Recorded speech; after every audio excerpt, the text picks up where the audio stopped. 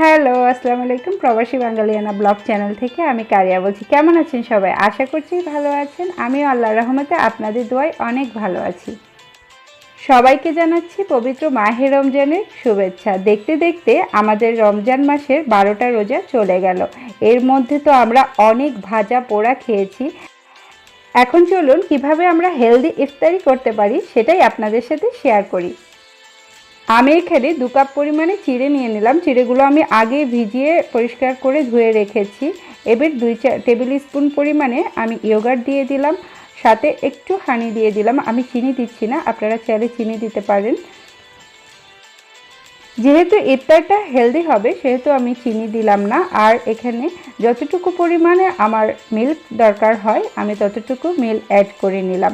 এবার খুব ভালো করে আমি এই মিশ্রণটিকে মিশিয়ে নিলাম যাতে এই সবগুলো উপাদান একটার সাথে একটা মিশে যেতে পারে। ওই যে বললাম ইফতারিটা হেলদি হবে, সেজন্য আমি এখানে কিছু কলা দিয়ে নিলাম। আপনারা চাইলে যে কোনো ফ্রুটস ইউজ করতে পারেন। এখানে আমার কাছে বানানাটা এটার সাথে খুবই ভালো মনে হয়, তাই আমি বানানা দিলাম। আর কিছু কেটে রাখা খেজুর দিয়ে দিলাম। এই তো হয়ে গেল আমার হেলদি একটা ইফতার রেসিপি। চলুন তাহলে নেক্সট রেসিপিতে যাওয়া যাক। ইফতারের সময় কিন্তু ফ্রুটসের জুড়ি নেই। আপনি যত বেশি পরিমাণে ফ্রুটস খেতে পারবেন ততই আপনার শরীর মন দুটোই অনেক ফ্রেশ থাকবে। চলুন তাহলে আমি আপনাদের সাথে এবার একটা ফ্রুট স্যালাড শেয়ার করি। আর এই ফ্রুট স্যালাডটাতে আপনারা আপনাদের ইচ্ছে মতন ফ্রুটস নিতে পারেন। আমার কাছে আমার বাসায় যে কটা ফ্রুট ছিল সবগুলোই আমি একটু একটু করে নিয়ে নিলাম। আর সাথে কিছু ক্যানের বিন নিয়েছি। বিনে রয়েছে প্রচুর পরিমাণে পুষ্টি এবং ভিটামিনে।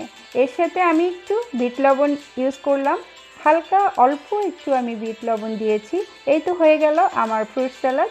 এবার এটাকে আমি প্রপারলি মিক্স করে নিব।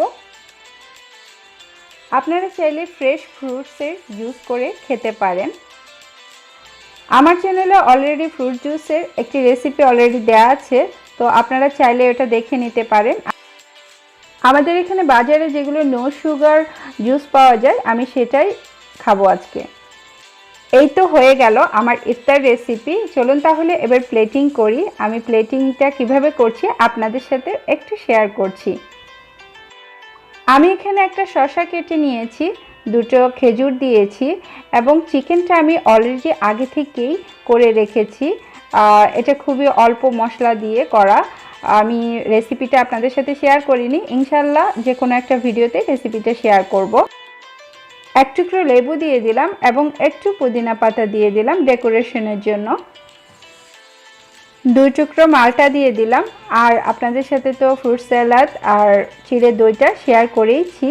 আর 1 গ্লাস শরবত। কেমন হলো আমার এই ভিডিওটা, কেমন হলো আমার এই হেলদি ইফতার রেসিপিটা অবশ্যই আমাকে কমেন্টস করে জানাবেন।